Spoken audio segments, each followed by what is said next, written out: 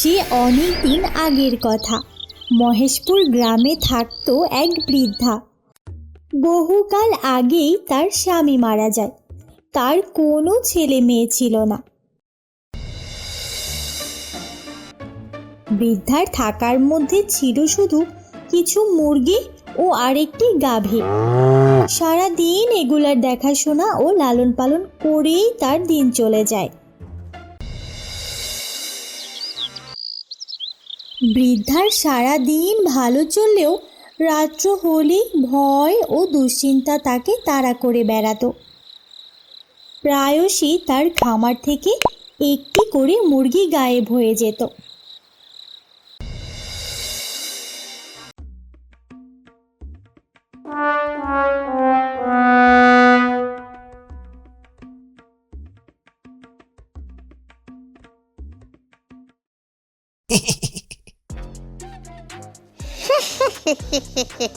প্রত্যেক দিন বুড়ির খামার থেকে একটা মুরগি আমি সরাই, আর দুষ পরে বেচারা শিয়ালের উপর। যাক, ভালোই হলো, আর আমাকেও ধরতে পারবে না। এখন তাহলে কেটে পড়ি, কালকে না হয় আবার আসা যাবে।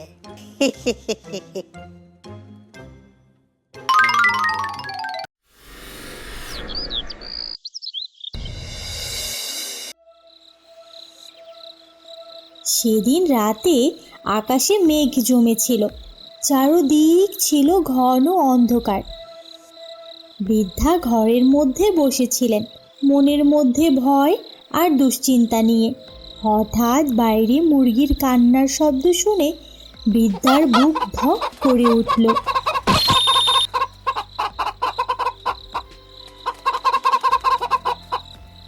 আবার শিয়াল এসেছে নাকি?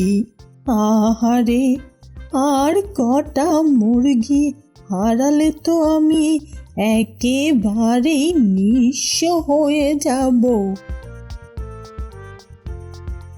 বৃদ্ধা এক হাতে লাঠি নিয়ে ধীরে ধীরে বাহিরে বেরোলেন। মুরগির খাঁচার দিকে এগিয়ে যেতে তিনি দেখতে পেলেন একটা ছায়ামূর্তি মুরগি নিয়ে পালানোর চেষ্টা করছে। কে রে, দাঁড়া, আমার মুরগি নিয়ে পালাচ্ছিস কেন? মদনা চোর এতদিন রাতে নির্বিঘ্নে চুরি করলেও আজ বৃদ্ধার গর্জন শুনে হকচকিয়ে গেল। পালাচ্ছিস কেন?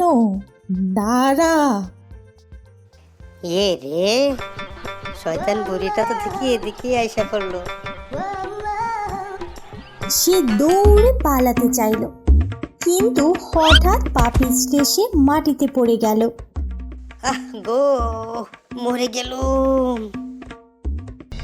বৃদ্ধা এক লাফে চোরের কাছে গিয়ে লাঠি উঁচিয়ে বলল, তুই কে রে? আমার এতদিনের সন্দেহ তাইলে সত্যি হলো? তুই পাশের গ্রামের মদনা না? আমার প্রায় সব কটা মুরগি তুই সাবার করে দিলি। আজ তোর একদিন কি আমার একদিন। মদনা চোরার গলা শুকিয়ে গেল। সে ভাবল, আজ যদি ধরা পড়ে যায় তবে গ্রামের সবাই তাকে চরম ধুলাই করবে। বুড়িমা, এবারের মতো আমার সাইরা দাও, আর কখনোই তোমার মুরগি চুরি করতে এদিকে আর আসবো না। কিন্তু বৃদ্ধা একদম ছাড়লেন না। সে ছটফট করতে লাগলো। এদিকে গ্রামের কুকুরগুলো চেঁচিয়ে উঠল। আশেপাশের কয়েকজন লোক ছুটে এলো। একজন চিৎকার করে বলল, এই, কি হয়েছে এখানে? এত চেঁচামেচি কিসের? বুড়িমা, এই মদনাই তাহলে তোমার মুরগি চুরি করতো? মদনা চোর শেষ চেষ্টা করলো নিজেকে ছাড়ানোর, কিন্তু বৃদ্ধা তার লাঠি দিয়ে এমন এক বাড়ি মারলেন যে মদনার মাথা ঝিম ঝিম করতে লাগলো। এক মুহূর্তের মধ্যেই গ্রামের লোকজন এসে পড়ল। গ্রামবাসীদের চোখে ক্রোধ জমে উঠল। তারা মদনাকে চারপাশ থেকে ঘিরে ফেলল। বৃদ্ধা দাঁড়িয়ে থাকলেন, চোখে জল। শিয়াল নয়, মানুষই যে শিয়ালের থেকেও ভয়ঙ্কর হতে পারে সেটা বুঝতে আমার দেরি হয়ে গেল।